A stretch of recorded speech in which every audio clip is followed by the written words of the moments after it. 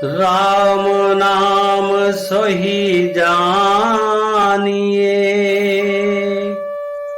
जो रमता सकल जहां। घट घट में जो रम रहा, सोई राम पहचान। नीलाम्बुजश्यामलकोमलाङ्गं सीता समारोपित वामभागम्। पाणौ महासायक चारुचापम्, नमामि रामं रघुवंशनाथम। प्रेम से बोलिए जय श्री राम। प्रभु की कृपा भयउ सब काजू, जन्म हमार सुफल भाजू। प्रेम से बोलिए जय श्री राम। अब आइए नेपाल देश की यात्रा राम वनगमन में आपको करते और सुनाते हैं, और ये समरी एपिसोड है हमारा, और इस समरी एपिसोड के बाद हम इसका डिटेल वीडियो आपको धीरे धीरे करके देंगे। तो आइए समरी एपिसोड में आपका स्वागत करते हैं। प्रेम से बोलिए जय श्री राम। सबसे पहले नेपाल में जैसे ही बॉर्डर पार करेंगे तो एक गांव आएगा, उसका नाम है बसहिया। बांस से बना हुआ नाम है ये बसहिया। और रामचरितमानस के अनुसार चारों भाइयों के विवाह के लिए जो मंडप तैयार किया गया, तो इसी बसहिया गांव के बांस से ये मंडप बनाया गया।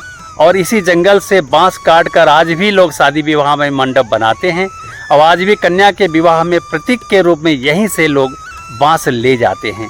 और चूँकि लगातार बांस की कटाई हो रही है, इसलिए ये बसहिया में बांस का जो क्षेत्र है अब इस समय सिकुड़ रहा है। चलिए कोई बात नहीं, आगे चलते हैं और आपको ले चलते हैं इसी बसहिया गांव में दूधमती नदी के पास। ऐसा माना जाता है कि सीता विवाह में जो जल की व्यवस्था थी, इसी नदी के उद्गम के खोज करके विकास किया गया था। और नदी का जल दूध की तरह धवल है, इस कारण इसका नाम दूधमती नदी है। और नेपाल की जनता इसी नदी से कांवड़ भरकर शिव जी को जलाभिषेक आज भी करती है। तो ये है दूधमती नदी। अब आइए जानकी मंदिर जनकपुर, जो बहुत फेमस है, और ये दूधमती नदी के किनारे ही है। जनकपुर नेपाल देश का एक प्रांत है, और यहीं पर राजा जनक की राजधानी थी। भारतीय सीमा से लगभग 20 किलोमीटर दूर नेपाल में मां जानकी का यह एक भव्य मंदिर है। समस्त क्षेत्र में इस मंदिर की अगाध श्रद्धा है, और इस क्षेत्र की जनता आज भी श्री राम को दूल्हा के रूप में देखती है। भगवान राम वो लोग नहीं देखते, वो आज भी भगवान श्री राम को दूल्हा ही मानते हैं। तो चलिए आगे चलते हैं, और यहीं जनकपुर में एक जगह है रंगभूमि। जानकी मंदिर के समीप एक विशाल मैदान है, और लोक मान्यता के अनुसार इसी मैदान में देश विदेश के राजाओं के बीच सीता स्वयंवर हुआ था। और शिव जी का धनुष पिनाक यहीं पर श्री राम ने तोड़कर माता सीता से विवाह किया है। तो ये जगह का नाम है रंगभूमि। अब आइए आपको धनुषा मंदिर लिए चलते हैं। ये धनुषा जिले में है और बालगंगा नदी के किनारे है। वाल्मीकि रामायण के अनुसार जब धनुष भगवान श्री राम ने तोड़ा तो भयंकर विस्फोट हुआ था, और उस विस्फोट के कारण धनुष के कई टुकड़े हो गए जो जगह जगह फैल गए। और मंदिर में अब भी धनुष के अवशेष पत्थर के रूप में माने जाते हैं। अब आप सोचेंगे कि धनुष तो लकड़ी का बनता है, नहीं, दधीची के हड्डियों से वज्र, सारंग और पिनाक नाम के 3 आयुध बनाए गए थे। वज्र इंद्र को दिया गया, सारंग विष्णु जी को, और पिनाक शंकर जी को दिया गया। और शंकर जी ने अपने इसी पिनाक को राजा जनक को धरोहर के रूप में दे दिया था, जिसे भगवान श्री राम ने तोड़कर माता जानकी से विवाह किया है। अब आइए आपको लिए चलते हैं जनकपुर में ही मटिहानी, जहाँ पर लक्ष्मी नारायण मंदिर बना हुआ है। श्री राम और सीता को हम जैसा कि जानते हैं कि वो लक्ष्मी और विष्णु के रूप हैं वो, और विवाह के लिए वेदी बनाने के लिए यहीं से राजा जनक ने मिट्टी मंगवाई थी। अब आज भी मिथिला के विवाह के लिए यहीं से मिट्टी ले जाई जाती है। तो सीताराम जी के नाम पर यहाँ पर लक्ष्मी नारायण मंदिर की स्थापना हुआ है। आप यहाँ लक्ष्मी नारायण को देखकर उनको नमन कर सकते हैं। अब आइए आगे चलते हैं। और धनुषा जैसा कि एक ज़िला है बगल में जनकपुर के, और ये दूधमती नदी के किनारे ही है, और वहाँ का एक जगह है रानी बाजार। धनुष भंग के बाद अयोध्या जी से जब बारात आई तो चारों भाइयों का यहीं पर विवाह हुआ रानी बाजार में। और उस जगह पर जो शादी का मंडप बनाया गया उसे मणि मंडप का नाम दिया गया, और पास ही एक पोखरा है जहाँ चारों भाइयों का चरण पखारा गया था। तो इस तरह से विवाह की वेदी इसी मणि मंडप पर बनाया गया है। जैसा कि आप सभी को पता होगा कि राजा जनक की पुत्री सीता जी हैं, और बेटी को बिना दहेज के विदा नहीं किया जाता।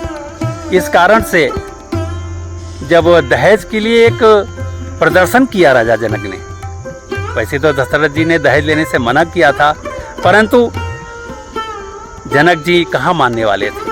तो एक जनकपुर में ही दूधमती नदी के किनारे एक रत्न सागर नाम का एक सरोवर है, जहाँ पर अपने समधी दशरथ जी को दहेज के रूप में असीम धन और रत्न आदि उन्होंने दिए थे, और अवलोकनार्थ दहेज की राशि को देखने के लिए रखा गया था। और उस समय यह सागर रत्नों से भर गया था। इस कारण से इसका आज भी नाम इस सरोवर का रत्न सागर है। चारों भाइयों का विवाह और दूल्हा दुल्हन, 4 भाई और 4 वधू कुछ दिन मिथिला में ही रुके थे, जनकपुर में ही, और आमोद प्रमोद करने के लिए एक जगह पर वो आए। उस जगह का नाम है बिहार कुंड। यहाँ पर जल क्रीड़ा किया था इन लोगों ने, और यहाँ पर जल स्नान भी किया है। तो इस जगह का नाम है बिहार कुंड। तो इस तरह से नेपाल की यात्रा का ये समरी एपिसोड यहीं पर पूर्ण होता है। नेपाल एक ऐसा देश बना त्रेता युग में, जहाँ से माता जानकी मर्यादा पुरुषोत्तम भगवान श्री राम की अर्धांगिनी बनी। और जैसा कि इस एपिसोड के शुरुआत में ही मैंने कहा था, अनुग्रह विश्वामित्र जी का ये अनुग्रह था, जबकि वो भगवान राम को लेने के लिए राजा दशरथ से आग्रह किए थे, लेकिन आग्रह के साथ अनुग्रह छिपा हुआ था। और राम वनगमन संग गुरु विश्वामित्र के कितना फलदायी हुआ कि पूरा का पूरा क्षेत्र दैत्य विहीन हुआ। ऋषि मुनि जिसमें शांति से यज्ञ हवन और अनुसंधान प्रकृति का करने में सफल रहे, श्री राम लक्ष्मण के सानिध्य में ताड़का का वध हुआ। तो ये है श्री राम वनगमन संग विश्वामित्र। साथ ही साथ त्रेता युग से ही नेपाल और भारत का संबंध जुड़ा, माता सीता और भगवान श्री राम के इस वैवाहिक कार्यक्रम के कारण। तो इस तरह से नेपाल का ये एपिसोड हम यहीं पर समाप्त करते हैं। और इसके बाद भगवान राम और चारों भाइयों का विवाह संपन्न होने के बाद जो रात्रि विश्राम जहाँ जहाँ हुए हैं उसको भी हम आपको दिखाएंगे। तो आप हमारे साथ बने रहें, और अगले एपिसोड में बिहार और यूपी के राम वनगमन के एपिसोड में ये हम दिखाएंगे आपको राम बारात। तो प्रेम से बोलिए जय श्री राम। प्रेम से बोलिए जय श्री राम।